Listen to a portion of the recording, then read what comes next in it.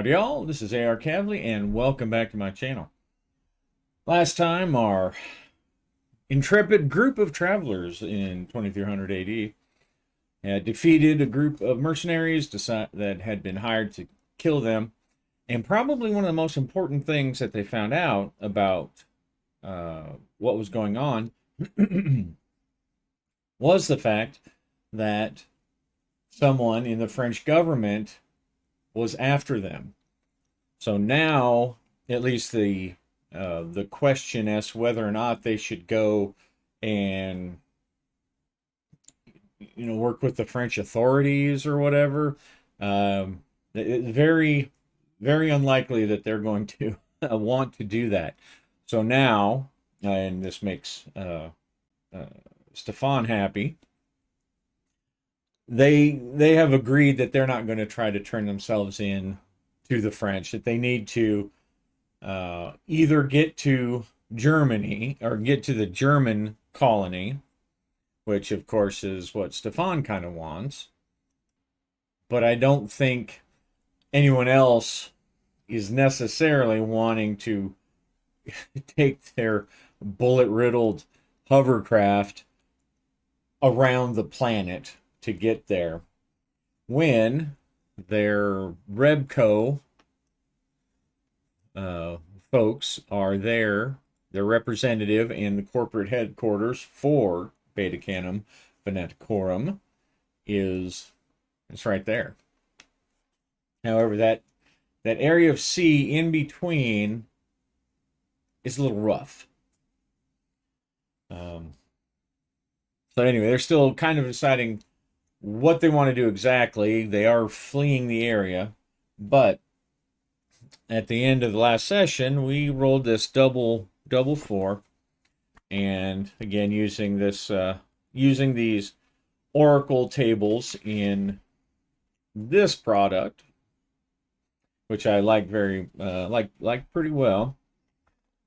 So now we're going to roll to see what the event focus is, and again, this is it's just tables and charts.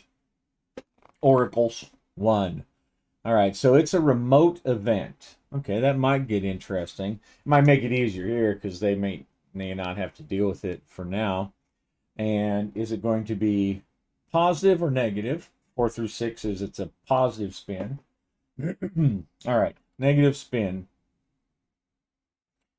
All right, so what is our remote event? We'll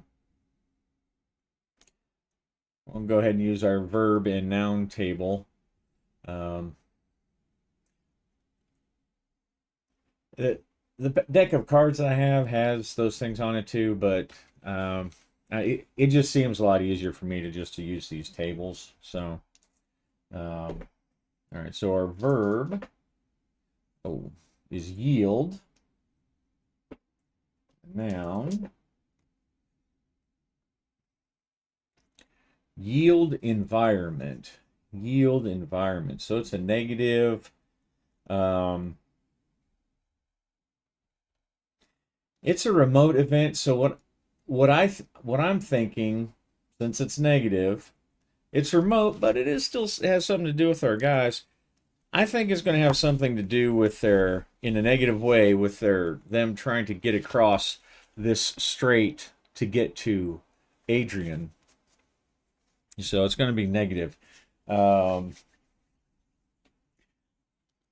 since it's environmental, I'm going to say that I'm going to say there's a big storm. There's a big storm that's blowing up, and it's going to make it very hard for them to get across that. And I think, let's see. Yeah, I think it's going to be something to where they're going to have to come up with something besides their hovercraft. They don't know about it yet, but that's the remote event. There is some kind of ongoing storm on the planet, or well, not on the planet, but in that strait where they're not going to be able to cross directly. They're not going to be able to take the easy way through. So, of course, they don't know about this yet because it's remote. And they're pretty far away still from Adrian, so their vehicular radio is not going to work. But they're going to go. Let's see. They're going to approach. I'm going to try to get in that water anyway, um, or get to the water because their plan is basically to be full and go across. Still pretty dangerous idea because any kind of malfunction and they're out in the middle of this alien ocean, this alien straits with not a lot of options at that point. Um, but they get there, and they're able to get by the end of the day. Let's see. So we'll just say they're right about there. All right, so we'll say that they end up having to travel about 800 kilometers to get to the shore. Now our songbird, or songbird equivalent, um, takes, let's see, 8 kilograms an hour, and it's going about 200 kilograms or 200 kilometers an hour. So if we do some basic math, which is so basic, I'm going to actually use my calculator just to back me up. I think I'd actually already had figured this out, but so it can go about 12 hours. It has 12 hours endurance, and at 200 kilograms, all those kilos. um, so 12 times 200, so that gets us a pretty good distance, 2,400. So just as the bird flies, or as um, the hovercraft hovers, um, could get there in a day if it weren't for what they find. All right, so they find a place. They use the mapping, and let's see. We're not. It's not going to be anything super complicated. They're not racing anymore. So I'll just have her make a regular hover vehicle roll. I think it was just one. Yeah, Zhao Mei. Well, okay, yeah. So she manages to find a good groove, literally and figuratively, and it takes them out there to the no, we'll call it the Adrian Strait. But as they approach, they can see that there's something changing with the weather patterns, and they get there, and it's just rough seas, crazy rough seas. Um, Now, even though they can't transmit, I think there's probably a pretty good chance that they can pick up signals, uh, uh, from like weather stations. So I kind of imagine like there's some kind of like NOAA that we have here, where you can listen in and give kind of weather reports and stuff. Now they're out here remotely. They're not really tapped into like any kind of global net. There's not really a global net as such out on the frontier. They obviously have satellites and stuff, so you can have communications. But um, can they get? I'm going to say this. I'm going to say it's even. Before better. Okay, so no. So where they're at, they're not able to get a good signal from whatever the French authorities have as their um, weather monitoring or their weather notification system. But they look out and the seas are crazy. There's the clouds are high, or the skies are overcast, and there are storms. They can see that there is some kind of storm going on. But what's going on in the strait seems a lot worse than what the clouds would say. So there's some kind of phenomenon, some kind of like maybe a storm front that they can't see that's causing this. Um, so they wait and they wait. They don't want to wait too long in the same spot, so they'll um, so they camp, they rest, they gather water to fill everything back up. They are still, they're not that far down, but they go and uh, yeah, does anything happen with them while they're waiting? So because they're going to wait at least 2 days, because they're hiding out. They don't want the French to find them, and they're thinking, well, this storm can't go on forever. But it's obvious that the seas are too choppy for their hovercraft. So does anything of interest happen to them? They're kind of remote, so I'm going to say it's not likely. All right, so yeah, so nothing happens. They just them and their hovercraft setting up camp and doing the best they can under the skies to crack the water to generate more fuel for their fuel cell. Um, Now those guys, obviously, the ones they left behind, the members of the Scorpions, they're going to get out somehow. Um, I'm going to say it's very unlikely that they are going to fool with the characters anymore. One, the characters left. Their stuff's all shot up. They probably don't have the ability to fix the one. Um, oh, and while I was thinking about it, they're not like gun runners or anything, so but I think they probably did keep the weapons. That like just unloaded them and put them in the back. Maybe Reb Kosar will give them give them something, but no need to break everything down.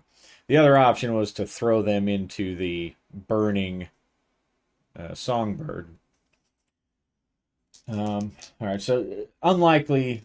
So basically, just a six. Are these guys going to even try to go after the characters or anything? No. All right, so they definitely do not. So I'm not even going to worry about them. When whatever they're doing, they just decide to get rescued. Now they were dropped off by a military utility craft, so um, I'm going to say probably what happened is that there was some kind of rendezvous or some kind of signal, and this hovercraft, or not hovercraft, but that military utility craft that's part of their mercenary unit, does find them in a couple days and rescues them and brings them back. But they've decided that they're done.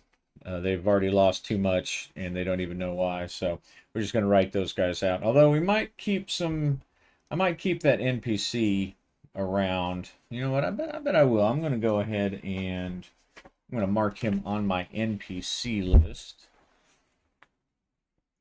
just to keep track of him. All right.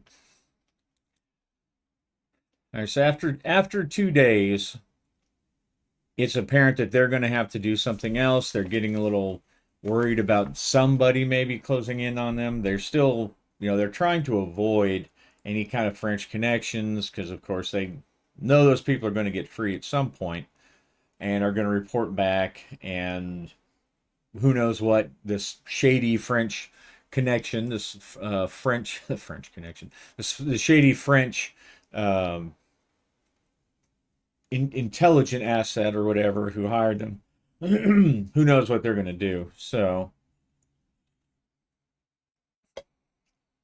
I think what they're going to do is they're going to probably try to go up and down the coast and maybe look for some commercial trawler, somebody who would be willing to get them across even during the storm, and better if they don't ask any questions, right?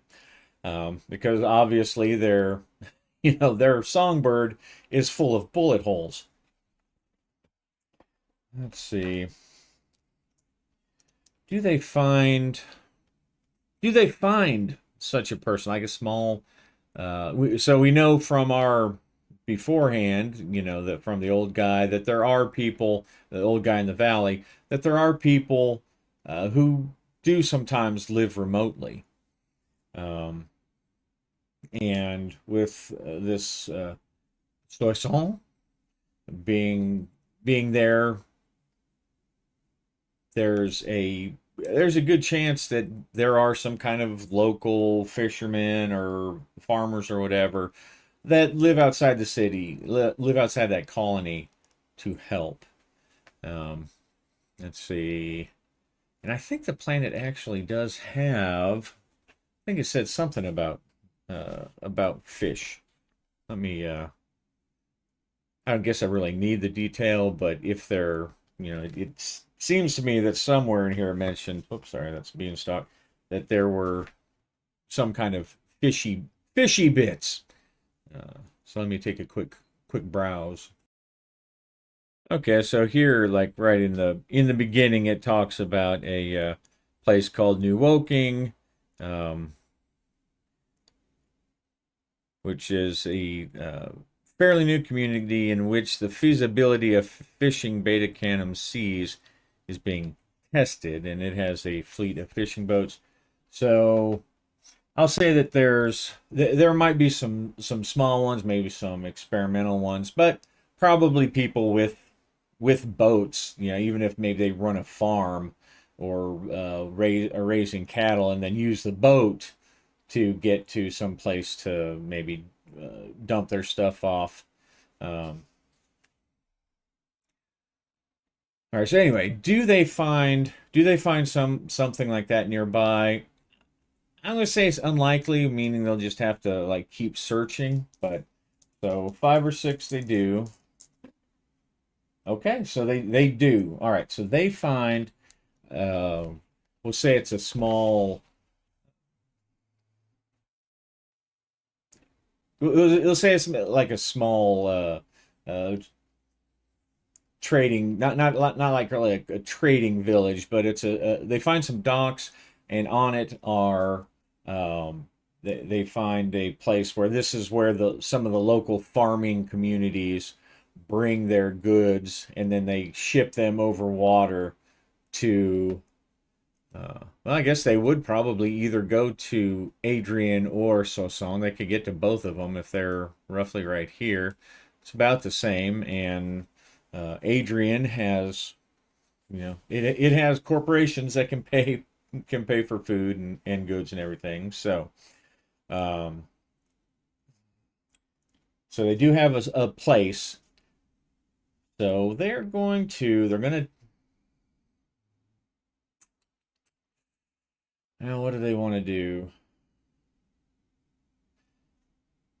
They don't want. They probably don't want to go rolling up in their hovercraft. So I'm going to assume that they're not uh, that bad off, but um, they're gonna park out. They're gonna leave their vehicle out in the distance somewhere, um, and maybe they'll put a sticker on it that says "Property of Rebco SAR" or something like that, um, or I guess they could try to go with the we're getting to Rep Kosar. We're maybe they're actually repo men. Is that they're gonna do? I think so. All right, so they're gonna because that will hopefully cover what they want to do. So they're gonna go in, and who's our best talker? I think Xiao Mei. Um, or I guess they could just say that they were. I think Xiao Mei probably she wants to just say, well, we're part of a team and we're attacked by bandits. But then the others are going to say that they're going to fear that they get, if there's any bullet holes, it might get some kind of attention from the authorities. Hmm.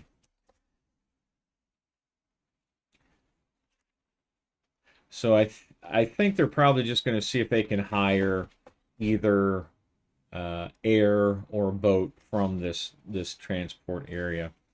And they might have both. They might have a Zeppelin. The storm's going to be an issue, so they might really have to get someone to you might have to pay them a bunch of money to get them to go. But they do find they're going to start with the ship. They find the captain. They're going to go ahead and leave their vehicle parked outside of view so that they don't go rolling up in some bullet riddled wagon. And they find this. They find the skipper. They find the harbor master or dock master, whomever that this place uses, and they're going to try to schedule a thing across. Try to get passage to Adrian. They will admit to being Rebco SAR employees, and now they're trying to get over there. Um,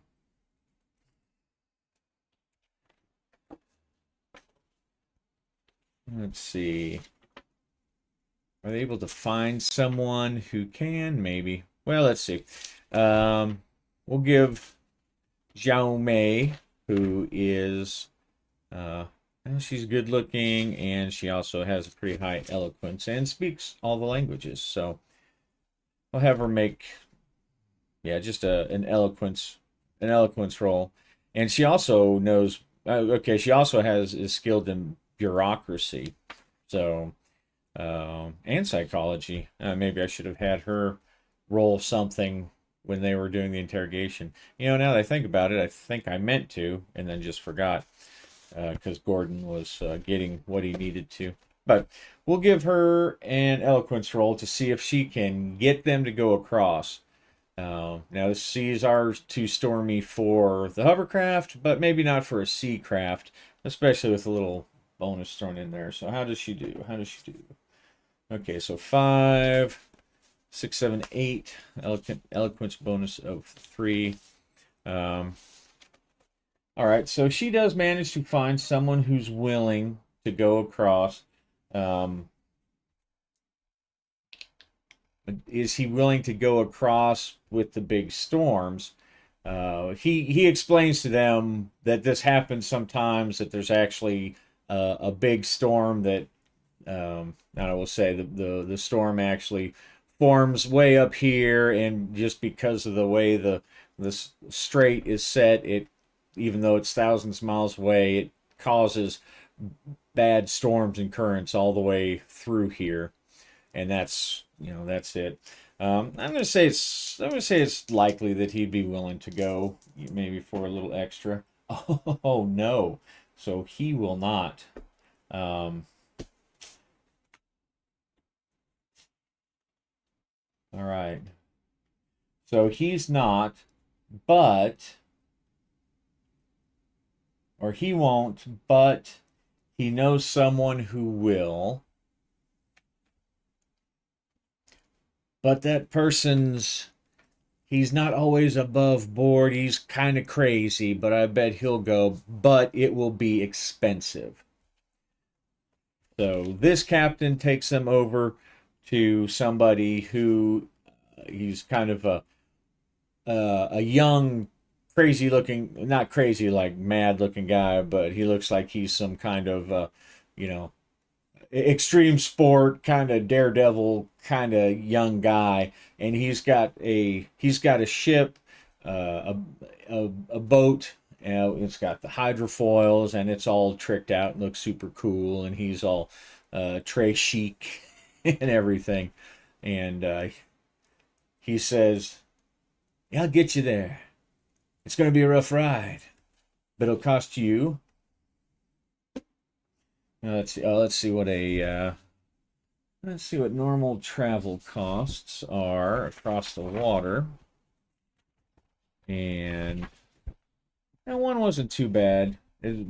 So we'll just say it's gonna double it. Um, let's see. Ship. Okay, so he's got a hydrofoil.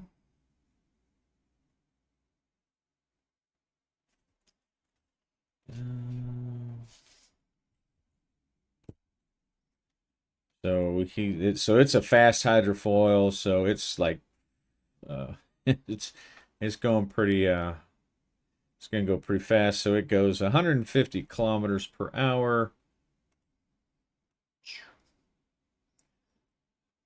All right, so it's not too bad.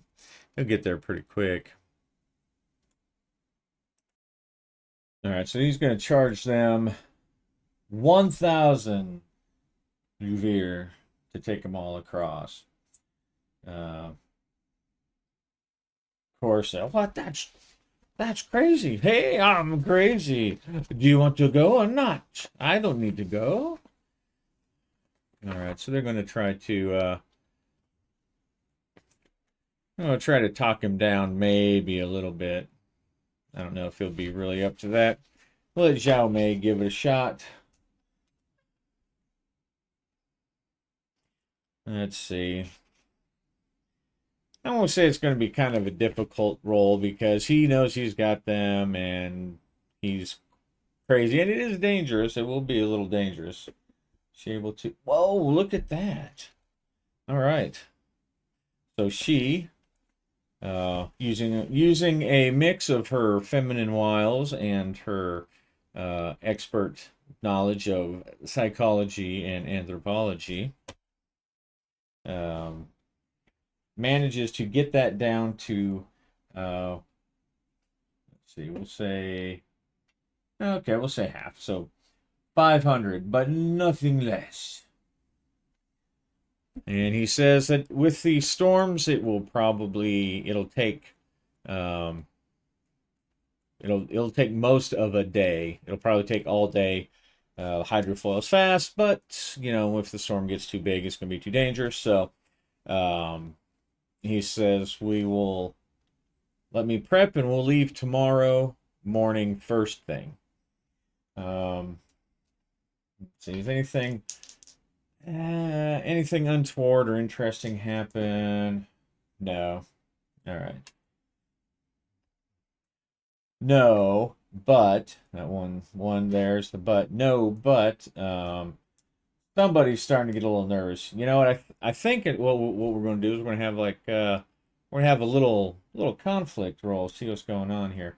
All right. So the first person will be. All right. I'm just going to go by that. So it's going to be Stefan, who is probably trying to hide his wound. All right. So Stefan and Horace, they get into some kind of beef. Maybe it's not even a beef. Maybe it's just a discussion. Okay. So that's negative-ish. So it's going to be kind of a beef. Let's see. What are they discussing that causes them to have some beef? All right, so I'm going to go back to my thing here. Let's see. Conversation interest is one of the things. So let's see what they were talking about. 51. Parents. Uh-oh. So they get into a discussion about parents and Horace, who's he's not a simpleton, but low education, wasn't well taken care of. See, he may have actually been an orphan. Let's see. So Horace, his upbringing, he grew up on Red Speck Outpost. Um, oh yeah, I also remember he likes to brag to see how he is, but he is pretty wise. And let's see about Stefan. Let's see. Oh, I didn't write anything uh, in depth about his. So we'll say that they get into an argument about parents. We'll say that Horace is telling him about growing up on the orbital station in Red Spec, and Stefan makes a comment about how his parents didn't see to him properly, or it sounds like they did not see to you very well, and Horace is going to maybe take offense to that. Go with the eloquence roll, which is not Horace's great. A bit. Let's see. Okay. So I think with that, with the 10, I think Horace, and I'll go ahead and note this on here. I'm going to note that Horace actually grows a little closer because of that roll. It was going to be negative, but he rolled the best he could. So I think Horace, he now sees Stefan as being a sympathetic soul, as being sympathetic to his upbringing, being sympathetic to him. All right. So what turned out to possibly been some kind of drama turned into a little heart to heart. They're out there on uh, the the shores of this little fishing or this little transport hub, beating the man drum and reaching into their inner feelings and all that stuff. Not really, but they do get a little closer. So there's a little bit of a connection there. I'm going to put that on the character. All right, so the next day, I would normally roll to see if the weather changed, but we had decided already that it was gonna stay there for a long time. So I think in the lore of the planet that when these storms happen, these straight storms, maybe they call them, they tend to last for a long time, and so they're going to head over to Adrian. Um, Really, I just think it's going to take most of the day, but I don't think there's necessarily going to be any kind of trouble. It's not like we've already decided that no one's looking for them, and it's not like they're big sea monsters on Beta Canum Venaticorum, Beta Canum 4. So I'm gonna say it's unlikely that they really run into any kind of encounter. They don't run into any kind of danger or anything.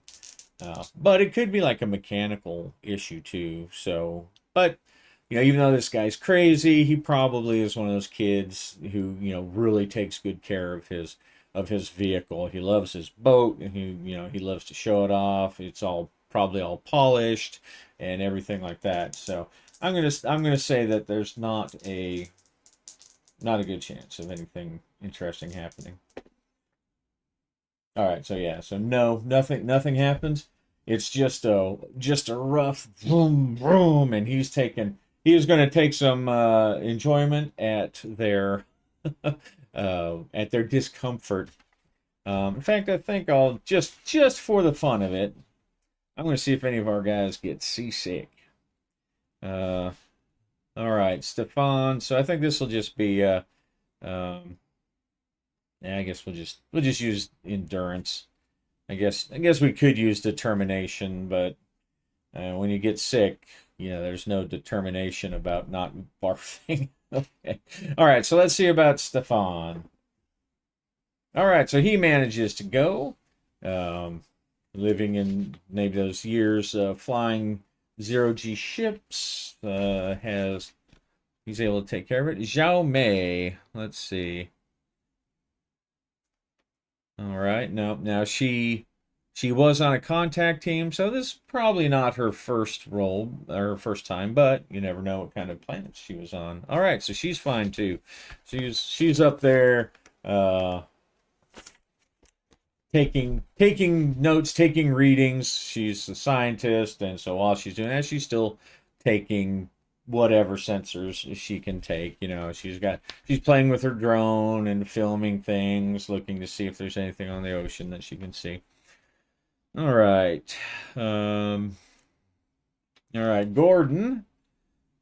He's a Marine, but he was a Space Marine, so maybe he's not that fond of the water. Okay, so Gordon, much to his embarrassment, he ends up being seasick for most of the day. He probably hurls over the side at least once with that roll. And let's see Horace. Now, Horace has Sea Vehicle of 2, so I'm going to say for him it's going to be easy.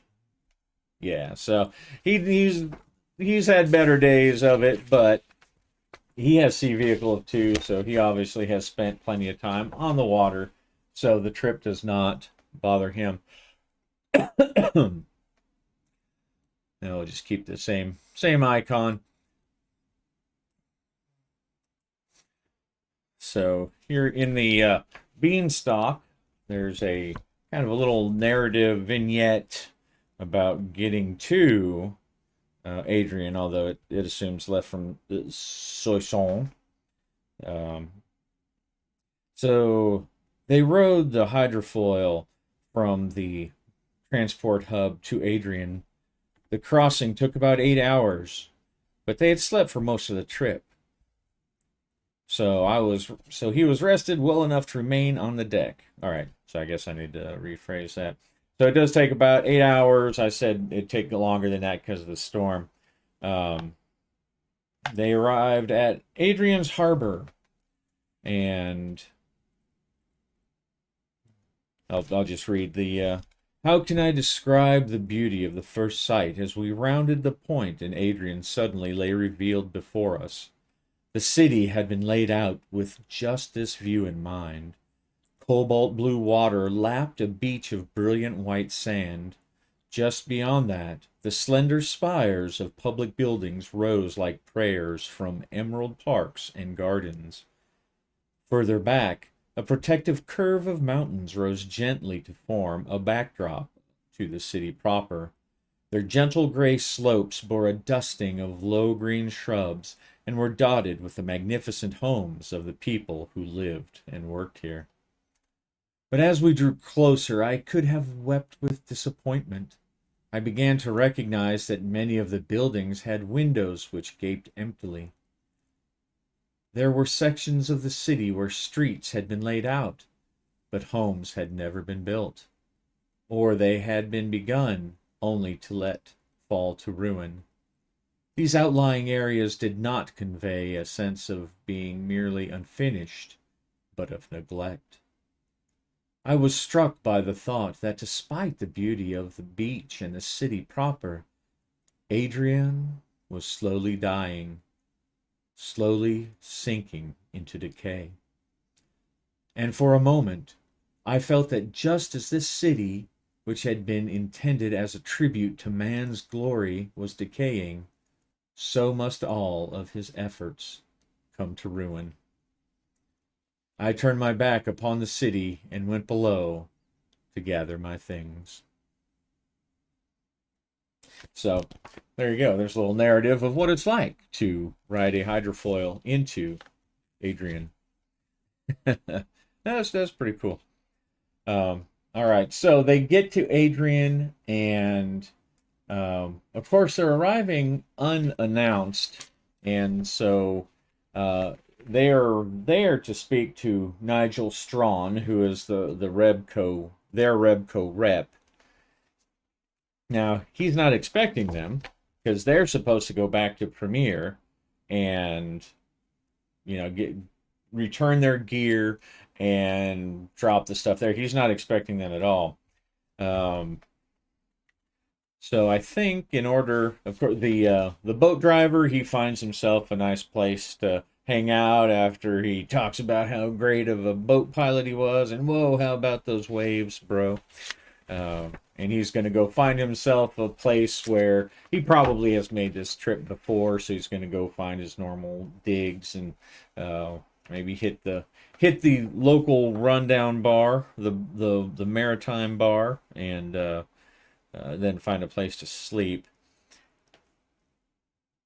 And I think in order, because it is kind of late, and they are under contract though, so she's going to try to get her bureaucracy. She's going to try to use her knowledge of bureaucracy. Um, and as as a matter of fact, I think there's a little narrative about meeting Strawn too, but it's mostly just talking about following his shapely office assistant back to back to his office. But we'll give her a roll with bureaucracy to see if they can get them, and maybe not even start anything, but maybe Strawn can get them like lodgings for contractor lodgings or whatever. Okay, so nope. Um, they get there, it's late, and the office is shut down. So there's no one there. So they end up walking around the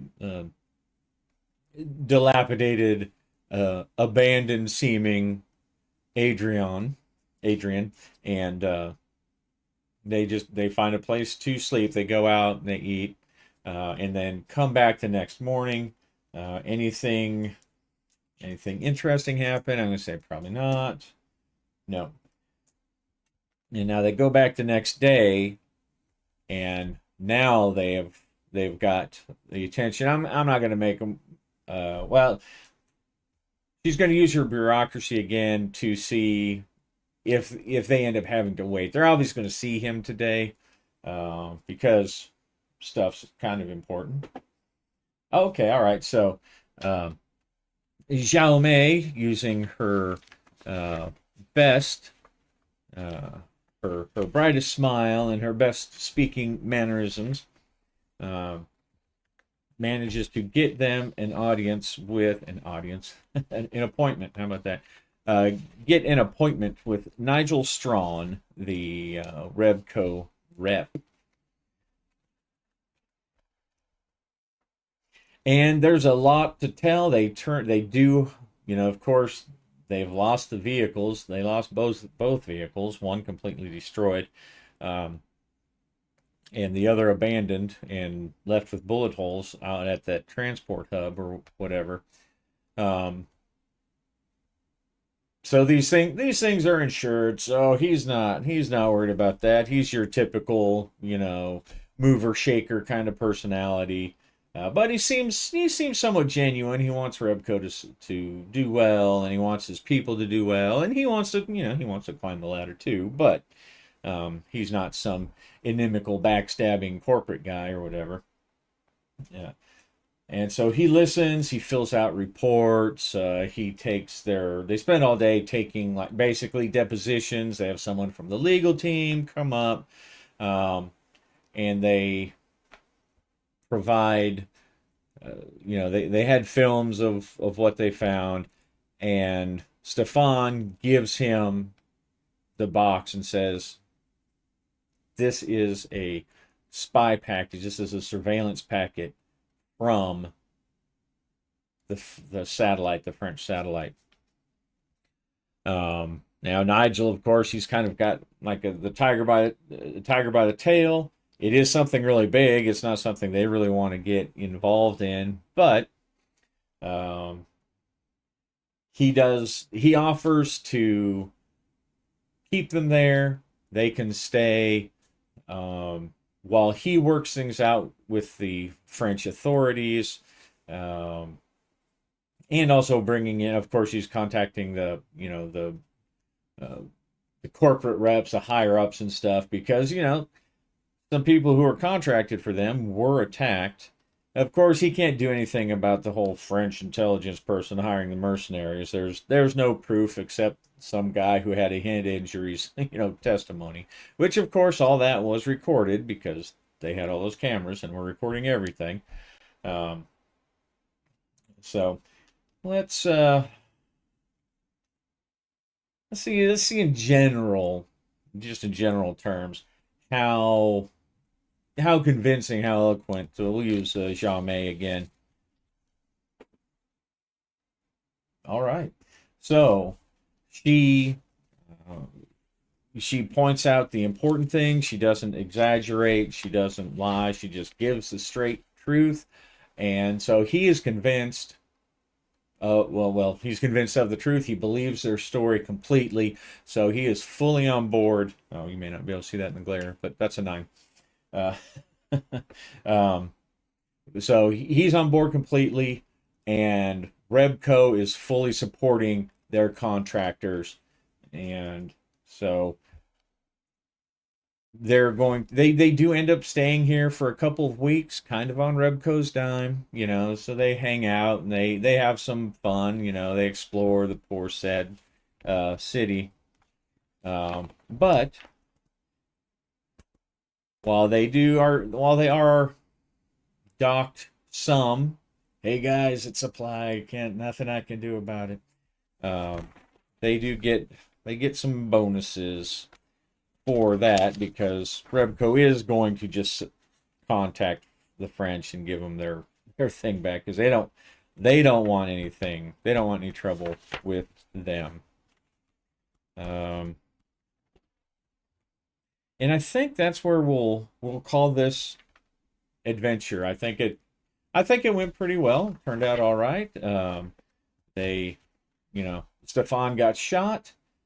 So he's been blooded. They had their gunfight, which was pretty cool. That turned out pretty well, and they made it across even though they lost both their vehicles. They made it to safety. They survived the assassination attempt, and they're going to get a bonus. I'll figure that out after I turn the camera off.